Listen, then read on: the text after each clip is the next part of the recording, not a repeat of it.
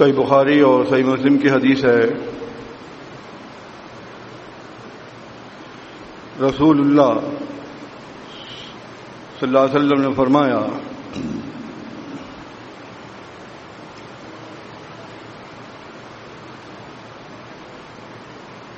کہ مرد جو ہے وہ گھر میں حاکم ہے اور مرد کی غیر موجودگی میں عورت حاکمہ ہے۔ لفظ رائی معنی ہے لوگوں کو چلانا، ان کے کاموں کو انجام دینا، جس کو آپ کہتے ہیں سیاست۔ ساسائی سوسو سیاست حکومت کے کام کو بحسن خوبی چلانا، اس کے معنی ہے، عربی کا لفظ ہے۔ گھر کو اللہ کے نبی صلی اللہ علیہ وسلم نے ایک چھوٹی سی ریاست قرار دیا ہے۔ شوہر کو حاکم بنایا، اس کی بیوی کو حاکمہ بنایا، اور جو اس کی اولاد ہے اس کو رعایا بنایا۔ جب آدمی چھوٹی سی حکومت پہ کامیاب ہو جاتا ہے تو جو بڑی حکومت پہ ہاتھ رکھے تو اس میں کامیاب ہوگا، پھر درجہ بدرجہ وہ اوپر جا سکتا ہے۔ آپ دیکھیں گے انبیاء علیہ السلام جب اللہ کی طرف سے فروکش ہوتے ہیں تو جو ان کے ساتھ حمایت کرنے والے ہوتے ہیں وہ ان کے لیے سیاست کرتے ہیں۔ سیاست کیا کہ اللہ کے کاموں کو انجام دینا، کیونکہ آپ جانتے ہیں کہ جو ریاست اسلامیہ ہوتی ہے وہ اللہ تعالیٰ کے حکم پر ہوتی ہے، اس کے کہنے پہ چلتی ہے۔ اس کے سوا اگر ہے تو پھر وہ غیر اسلامی ہے۔ جیسا آج کل آپ دیکھتے ہیں ہمارے ہاں پاکستان میں یا دوسری جو اسلامی حکومت ہیں، وہاں اسلام کا نام و نشان ایسی برائے نام ہے بس، حتیٰ کہ جو قرآن مجید میں احکامات ہیں ان پہ بھی عمل کرنے سے قاصر ہے۔ میں بات کر رہا تھا گھر کی۔ گھر میں اگر آپ باعمل ہیں، مطلب حاکم اگر باعمل ہے تو پھر وہ اپنے جو بیگم ہے اس کو بھی صحیح لے کے چلے گا، اپنی اولاد کو بھی ٹوکے گا کہ یہ صحیح ہے یہ غلط ہے۔ اگر آدمی خود ہی بے عمل ہو تو اس کی بات کا وزن کم ہو جاتا ہے، کیونکہ وہ جانتے ہیں کہ یہ تو ایسے ہی ہے، عمل تو کرتا نہیں ہے۔ ہمیں ایسی بلا وجہ جو ڈوک ٹوک لگائی ہوئی ہے، وہ اگرچہ خاموش رہیں گے مگر اس کے باوجود بھی دل ان کا جو ہے وہ اس پہ آمادہ نہیں ہوتا، تو پکڑ ہوئی اللہ کے ہاں۔ یعنی کہ حاکم سے سوال ہوگا اللہ کے ہاں کہ تم نے اپنی حکومت کو کیسے چلایا، گھر کو کیسے چلایا، تم نے گھر میں دیکھا کیا ہے، کیا ہو رہا کیا نہیں ہو رہا ہے، یہ دیکھنا پڑے گا آپ کو۔ اگر آپ کی بیگم صحیح طرح عمل نہیں کرتی ہے، اعمال پر صحیح طرح اس کی دسترس نہیں ہے، اولاد جو ہے وہ آپ کے بے قابو ہے، کیوں بے قابو ہو گئی، کیوں آپ نے اتنی ڈھیل دی کہ آپ کا وہ کہنا نہیں سنتی۔ اسکول اگر بچہ نہیں جاتا ہے، کالج نہیں جاتا تو آپ شور برپا کر دیتے ہیں، ہنگامہ کرتے ہیں گھر کے اندر، اور بچہ اگر نماز نہ پڑھے پھر کوئی ہنگامہ نہیں ہے، پھر تو آپ جانتے ہیں کہ بس بھائی کیا ہوا، تم نے کیوں نماز پڑھی، نماز پڑھنی چاہیے تمہیں، ہے کیا یہی کہا ہے اللہ تعالیٰ نے، اللہ کے نبی صلی اللہ علیہ وسلم نے کیا فرمایا؟ بچے کو 7 سال، ابو داؤد کی حدیث ہے، 7 سال سے 10 سال کی عمر میں اس کو یہ نماز کا عادی بنانا ہے، اس کے اندر مارنا نہیں ہے آپ کو، اس کو مختلف قسم کی سزا دے سکتے ہیں کہ مار نہیں آپ۔ جب بچہ 10 سال کا ہو جاتا ہے پھر آپ کو مارنے کی اجازت ہے، اگر وہاں پر ممتا آڑے آتی ہے، آپ دیکھتے بچہ بڑا ہو گیا ہے، یہ ساری چیزیں آپ کو نظر انداز کرتے ہوئے اللہ کے احکامات پہ عمل کرانا پڑے گا، تب تو آپ کامیاب ہوں گے اپنی حکومت کے اندر۔ اور آپ نے ایسے چھوڑ دیتے، آپ سمجھتے ہیں کہ پھر اللہ کے ہاں پکڑ ہوگی۔ حاکم بھی سوال ہوگا اس کے رعایا کے بارے میں، اس کے بعد جو حاکمہ ہے بیوی، اس سے سوال ہوگا اس کے بچوں کے بارے میں، پہلے اس کے بارے میں سوال ہوگا کہ اس نے کیسے عمل کیا، اور پھر دیکھے گا بچوں نے کیا عمل کیا۔ اس وجہ سے میں آپ کو متنبہ کر رہا ہوں کہ اپنے اعمال کو اچھا کیجیے، اپنے اعمال پر دھیان دیجیے۔ آپ جانتے ہیں کہ قرآن مجید کے اندر نوح علیہ السلام نے کہا یہ میرا لڑکا ہے، اے اللہ تیرا وعدہ ہے پکا، میری اولاد ہے یہ. کیا فرمایا؟ اے نوح آپ نادانوں کی باتیں نہ کریں، اس کے عمل اچھے نہیں ہیں. جب عمل خراب ہوں گے تو پھر کوئی نبی کام آئے گا اور نہ کوئی غیر نبی کام آئے گا. عمل اگر اچھے ہوں گے تو پھر آپ کے یہاں داری کو آپ اس پہ کہہ سکتے ہیں کہ ہم نے اللہ کے لیے عمل کیا ہے، مگر اس پر بھی تکبر نہ کریں آپ. یہاں بھی روک ٹوک کی گئی ہے. صحیحین کی روایت ہے، صحیح بخاری صحیح مسلم کی، فرمایا اللہ کے نبی صلی اللہ علیہ وسلم نے اے ایمان والو تمہیں تمہارے عمل اللہ کے ہاں نجات نہیں دے سکتے. صحابہ کرام رضی اللہ عنہ پریشان ہو گئے کہ اگر ہمارے عمل ہمیں نجات نہیں دے سکتے ہیں تو پھر عمل کرنے کا فائدہ.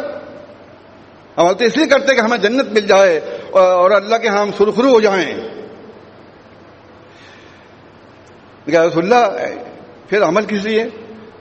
آپ نے فرمایا عمل کریں مگر عمل اس عقیدے کے ساتھ کریں کہ توفیق باللہ، اللہ تعالیٰ جو ہم عمل کر رہے ہیں اللہ ہمارے عملوں کو قبول فرما لے.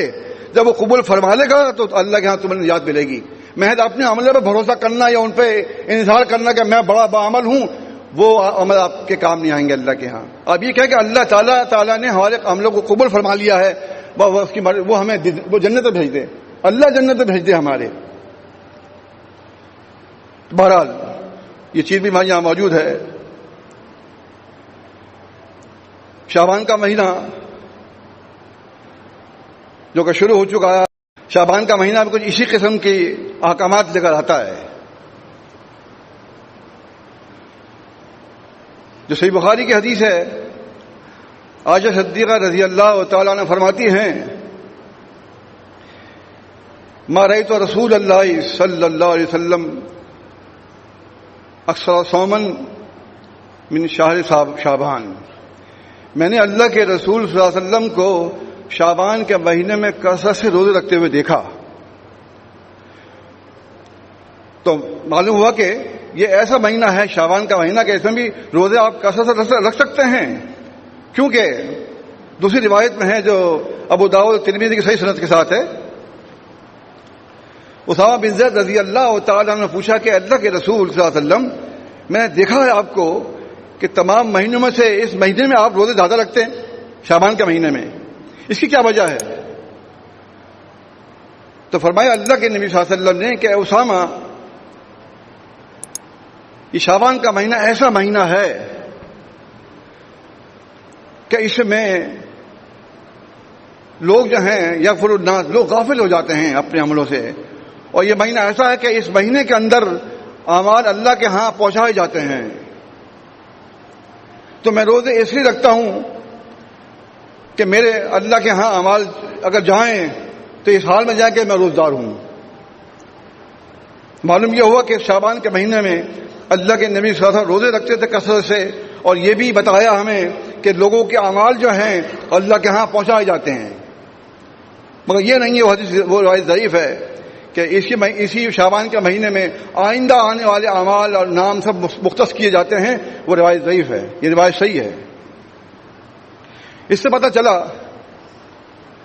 کہ اللہ کے نبی صلی اللہ علیہ وسلم روزے رکھنے میں کثرت سے. اسامہ بن زید پوچھ رہے ہیں آپ سے روزے کے بارے میں کثرت سے. آپ نے فرمایا کہ یہ اعمال کی بنیاد ہے. اگر میں فوت ہو جاؤں تو اس حال میں فوت ہوں کہ میں روزدار ہوں، جب میرے عمل جائیں تو میں روزے کے حالت میں اللہ کے عمل جائیں. اللہ کے نبی صلی اللہ علیہ وسلم اس بات کا اتنا خیال رکھ رہے ہیں، جو کہ رحمت العالمین ہیں، امام المتقین ہیں، سید المرسلین ہیں، قائد المسلمین ہیں، سب ہونے کے باوجود بھی کسی قسم کا ناز نہیں ہے، کسی قسم کا فخر نہیں ہے. آج ان کے ساری کس قدر ہے دیکھیے آپ. وہ نبی ہیں، سید المرسلین ہیں، لیکن اس کے باوجود وہ یہ سوچتے کہ سوچتے ہیں کہ بس جس چیز کو اللہ پسند کرتا ہے میں اس کی پسندیدگی کو سامنے رکھتے ہوئے عمل کروں. آپ کو بھی چاہیے کہ جب شعبان کا مہینہ شروع ہوا تو کون روزے رکھ رہا ہے، کس سے روزے رکھنے کی نیت کر لی ہے، یہ تمام چیزیں آپ کو دیکھنی ہوں گی. ترمذی کی صحیح حدیث ہے، فرمایا اللہ کے نبی صلی اللہ علیہ وسلم نے کہ روزے شعبان کے رکھتے رہو یہاں تک کہ نصف من شعبان کا آدھا مہینہ گزر جائے. جب شعبان کا آدھا مہینہ گزر جائے، یعنی کہ 15 تاریخ آ جائے، فلا تصوموا، پھر روزے مت رکھو، روزے بند، اس لیے کہ آپ کو رمضان کی تیاری کرنی ہوگی. اور ویسے بھی بس منع کر دیا، منع کر دیا، ہمیں اس سے کیا مطلب ہے؟ جہاں تک کہا روزے رکھو رکھ لی، جہاں کہا روک دو روک دو. کیا مطلب یہاں کیا ہے؟ سمینا و اطعنا، سنا اور ہم نے مان لیا، یہ بات ہمارے ذہن میں ہونی چاہیے. تو معلوم کیا ہوا کہ 15 تاریخ کے بعد آپ کو روزے نہیں رکھنے ہیں. اب آپ کہتے صاحب 15 تاریخ کا لفظ تو ایسا ہے نہیں حدیث میں. بھائی نصف تو آیا ہے نا، نصف نہیں شعبان کا آدھا مہینہ، تو آدھا مہینہ 15 کا ہی ہوگا. ابھی تو پتہ ہی آگے جا کے 29 دن ہوں گے یا 30 دن ہوں گے، لیکن جب ہمیں پتہ ہی نہیں ہے تو ہم 15 دن شمار کریں گے ان کو. تو معلوم یہ ہوا 15 تاریخ کے بعد روزے مت رکھیے. اب سوال یہ پیدا ہوتا ہے جو صحیح بخاری کی حدیث ہے اور صحیح مسلم میں بھی ہے، مگر وہ لوگ جو روزے رکھتے آئے ہیں 12 مہینے سے، ان پر پابندی نہیں ہے. یعنی پیر اور جمعرات کا جو روزہ رکھتے ہیں وہ رکھتے رہیے، یا وہ لوگ جو خواتین ہیں جن کے روزے رہ گئے اذیت ماہانہ میں، یا روزے رہ گئے شوہر کی خدمت کی وجہ سے، یا وہ لوگ جو بیمار پڑ گئے جو روزے نہیں رکھ سکے، تو صحیح بخاری کے الفاظ ہیں، عائشہ صدیقہ رضی اللہ عنہ نے فرمایا کہ اللہ کے نبی صلی اللہ علیہ وسلم نے اس بات کی رخصت دی ہے کہ آئندہ رمضان آنے سے پہلے ان روزوں کی تلافی کر لی جائے. تو ان پر اس چیز کی پابندی نہیں ہوگی، فلا تصوموا نصف شعبان، سمجھے نا. ان پر پابندی ہے جو شعبان کے مہینے میں روزے رکھ رہے ہیں، وہ بھی شعبان کی 15 تاریخ پہ آ کر رک جائیں اور آئندہ روزے نہ رکھیں. تو صحیح مسلم کی روایت میں ہے، جو آدمی شعبان کے پورے مہینے میں یعنی کہ پہلی تاریخ سے لے کے 15 تک روزے نہ رکھ سکا ہو، تو فرمایا اللہ کے نبی صلی اللہ علیہ وسلم نے تو 15 تاریخ کا روزہ رکھ لے. پھر اگر اس نے نیت کر لی ہے کہ میں 15 تاریخ کا روزہ رکھوں گا اور نہیں رکھ سکا، تو فرمایا اللہ کے نبی صلی اللہ علیہ وسلم نے کہ اس کو چاہیے کہ وہ شوال کے مہینے میں اس کی جگہ 2 روزے رکھ لے. تو اس طرح معلوم ہو رہا ہے کہ شعبان کے مہینے کی بھی اپنی عظمت ہے، اپنی فضیلت ہے، اس کو دھیان رکھیے. اور بھی جو مسائل ہیں اس سلسلے میں وہ آپ دیکھیں منہاج المسلمین میں، اس پر عمل کریں. ابن ماجہ کی روایت ہے، آپ دیکھیں کہ 15 تاریخ جب آتی ہے تو مسجدوں میں قوق میں روشنیاں، قبرستان میں گہما گہمی، پھولوں کی دکانیں، یہ سب سجائی جاتی ہیں اس حدیث کی بنیاد پر. اذا كانت ليلة النصف من شعبان قوموا ليلها وصوموا نهارها. جب شعبان کا نصف مہینہ ہوتا ہے تو اس کی رات کو قیام کرو اور اس کے دن کو روزہ رکھو. فإن الله ينزل لغروب الشمس إلى السماء الدنيا. اور کیونکہ اللہ تعالیٰ عز و جل جو ہے وہ غروب آفتاب ہوتے ہی آسمان دنیا پہ آ جاتا ہے. پھر اللہ تعالیٰ یہ ندا کرتا ہے، اعلان کرتا ہے، الا مستغفر اغفر له، کوئی ہے آدمی بخشش طلب کرنے والا تو میں اس کی بخشش کر دوں. الا مستذرق ازرقہ، کوئی ہے رزق طلب کرنے والا میں اس کو رزق دے دوں. اس طرح یہ ندا کر رہا ہے اللہ تعالیٰ آسمان دنیا پہ آ کر. مطلب یہ دوسری روایت میں ہے اس طرح اللہ تعالیٰ ندا کرتا رہا، قضا و قضا قضا و قضا. اور بھی ایسی کتنی چیزیں ہیں بیان کی جاتی ہیں تو اللہ تعالیٰ کرتا رہتا ہے یہاں تک کہ حتیٰ مطلب فجر طلوع ہو جاتا ہے، دن نکل آتا ہے، اللہ کی ندا چلتی رہتی ہے. یہ روایت موضوع ہے، گھڑی ہوئی ہے، جھوٹی روایت ہے ابن ماجہ کی، جس پہ تمام لوگ جو ہیں عمل کر رہے ہیں. اس پر میں نے ایک پمفلٹ لکھا تھا شعبان کا مہینہ اور شب برات، اس کو پڑھیے. اس میں تمام ان کے نقائص جو حدیث ضعیف ہیں، موضوع ہیں، گھڑی ہوئی ہیں، ان کو نقل کر دیا ہے تاکہ آپ کو آئندہ آگے بتانے میں آسانی ہو. ظاہر ہے کہ ایک پورا گہما گہمی ہوتی ہے، جہاں موقع ملتا ہے آپ سمجھتے ہیں کہ یہاں ہماری تبلیغ کارگر ہوگی، وہاں تو آپ بتائیے. اور جہاں سمجھتے ہیں کہ بلا وجہ کا فتنہ پھیل جائے گا تو ایسی چیز پہ ہاتھ نہ ڈالیں. آپ بہت دھیان سے کام کیجئے. آج کل کافی اس میں سختی ہے. یا بس یہ کہ آپ کتاب سے دے دیں اسے پڑھ لیجئے. آپ جو لیتا ہو پڑھ لے گا, نہیں لیتا مت دیجئے. اس طرح کیا ہوگا کہ آپ ایک صحیح بات کو پہنچانے میں کامیاب ہو جائیں گے. اور اللہ تعالیٰ کی منشا بھی ہے بلغ آیا, اگر ایک آیت بھی میرے پاس سے پہنچاؤ لوگوں کو. صحیح بخاری کے الفاظ ہیں. تو اس طریقے سے آپ جو ہیں شعبان کے مہینے کا احتساب کریں, دیکھیں کہ ہمیں کیا کرنا ہے, کون سی حدیثیں جو ہیں لوگ عمل کرتے ہیں اور ضعیف ہیں, کون سی حدیثیں ہیں جو صحیح ہے جس پر ہمیں عمل کرنا چاہیے. یہ تمام چیزیں آپ کو دیکھنی ہوں گی. البتہ وہ جو روایت ہے صحیح مسلم کی جس میں یہ باور کراتے ہیں کہ عائشہ صدیقہ رضی اللہ تعالی عنہ رات کو نبی صلی اللہ علیہ وسلم قبرستان گئے اور وہاں جا کے عائشہ صدیقہ پیچھے گئی ہیں, تو وہ مہینہ شعبان کا نہیں ہے. وہ ایک عام رات تھی کہ جس میں اللہ کے نبی صلی اللہ علیہ وسلم گھر میں تشریف لائے. عائشہ صدیقہ سو گئی تھیں. آپ یہ سمجھے, آپ نے آہستہ سے اپنے جوتے اتارے, آہستہ سے اپنا بستر پر گئے اور چپ چاپ جا کر لیٹ گئے.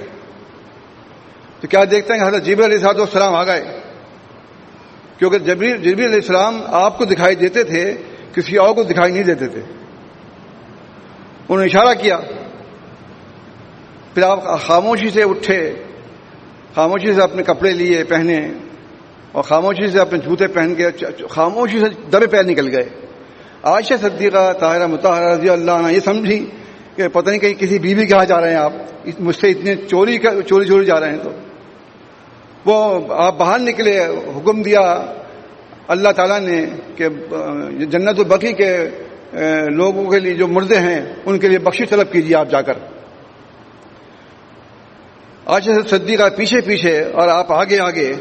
اللہ کے نبی صلی اللہ علیہ وسلم فرماتے ہیں مجھے محسوس تو ہو رہا تھا کہ پیچھے کوئی ہے, لیکن بہرحال آپ نے پرواہ نہیں کی. آپ قبرستان گئے, آپ نے ان کے دعا فرمائی, اور دعا فرمانے کے بعد جب آپ واپس ہونے لگے تو ان سے پہلے عائشہ صدیقہ جلدی آئیں اور آ کے بستر پہ لیٹ گئیں. مگر سانس ان کا پھول رہا تھا, وہ سانس پھولنے کی وجہ سے پکڑی گئیں. آپ اندر تشریف لائے تو آپ نے دیکھا کہ عائشہ کا سانس پھول رہا ہے. پوچھا کہاں عائشہ کی طرف گئی تھی. آپ نے فرمایا کیا تم سمجھتی ہو کہ اللہ اور اس کا رسول تمہارے معاملے میں خیانت کریں گے, ناانصافی کریں گے؟ نہیں یا رسول اللہ ایسی بات نہیں ہے, میں یہ سمجھی تھی کہ شاید آپ کسی بیوی کے گھر پہ گئے ہوں گے, لیکن ایسا نہیں ہوا. آپ تو جنت البقیع گئے تھے قبرستان کے اندر. اسی موقع کا یہ ذکر ہے جو میں نے آپ کو بتا دیا. مگر اس حدیث میں نہ تو شعبان کا ذکر ہے, نہ اس حدیث میں یہ ہے کہ وہ بخشش کے لیے کہا گیا ہو وہاں جیسے اور حدیثوں میں ہے جو ضعیف ہیں. اس روایت میں حضرت جبریل کہہ کر چلے گئے اور آپ نے جا کے دعا کر دی اور واپس آ گئے. یہ روایت صحیح مسلم میں ہے, لیکن اس میں شعبان کا مہینے کا ذکر نہیں ہے, اور لہذا ذکر نہیں ہے تو یہ شعبان کے مہینے کی دلیل نہیں بن سکتی. یہ بھی دلیل پیش کرتے ہیں لوگ باہر جو ہیں, کہتے ڈوبتے کو تنکے کا سہارا. وہ کچھ نہ کچھ تو جو یہی پیش کر دو کہ صحیح مسلم کی روایت ہے, باقی روایتیں ضعیف ہیں ان میں تو بتا دیں گے روایت ضعیف ہے, ایسے ایسے ہے. تو اس طریقے سے شعبان کا مہینے کے سلسلے میں مزید معلومات کے لیے آپ کو کتابچہ پڑھنا چاہیے. مزید معلومات کے لیے منہاج المسلمین کا ایک پورا چیپٹر ہے شعبان کے مہینے میں. مسعود احمد صاحب رحمۃ اللہ علیہ انہوں نے بھی لکھا ہے اس کے اندر کہ شعبان کے مہینے میں جتنا بھی کچھ کیا جاتا ہے وہ سب یعنی کہ ثابت نہیں ہے, تمام چیزیں بے ثبوت ہیں, لیکن وہ لوگ کرتے چلے آ رہے ہیں. آپ کو پتہ ہی ہے کہ لوگوں کو تو حدیث نام کی کوئی چیز مل جائے اور وہ کیا ضعیف ہے صحیح ہے اس کی طرف جاتے ہی نہیں ہیں. لہٰذا اس کا ہم تو خیال کرتے ہیں, ہم دیکھتے ہیں کہ جو حدیث صحیح ہے وہی اللہ کے نبی صلی اللہ علیہ وسلم کا فرمان ہے. جو حدیث ثابت ہی نہیں ہے وہ آپ کا فرمان ہی نہیں ہے, اس کا عمل کیسے ہوگا؟ ابھی میں نے دیکھا 2 صاحب داخل ہوئے مسجد میں باتیں کرتے ہوئے اور سورہ قاف چل رہی تھی, تو جمعہ ادا کر لیا انہوں نے اپنا. آپ کو پتا ہے جب آپ مسجد میں داخل ہو گئے اور خطبہ شروع ہو گیا تو تنگا یہاں سے یہاں رکھنا بھی لغو حرکت ہے. ابو داؤد کی صحیح حدیث ہے. کوئی جا کے آپ آپس میں بات کرتے ہوئے داخل ہوں, کیا آپ سیکھ رہے ہیں جماعت کے اندر؟ دیکھ کے افسوس ہوتا ہے. اچھی خاصی عمر والے لوگ ہیں, اس کے باوجود بھی اس چیز کی پرواہ نہیں. خطبہ شروع ہو گیا تو ہم خاموش آئیں, نماز پڑھنے اور بیٹھ جائیں. تو اس کا بھی دھیان رکھیں. بہرحال ابھی موقع ہے روزے رکھنے کا، روزے رکھیے اور اللہ تعالیٰ کو اپنا بنائیے. استغفر اللہ استغفر اللہ. کندھے سے کندھا کر دوں گا تو ملا لیجیے.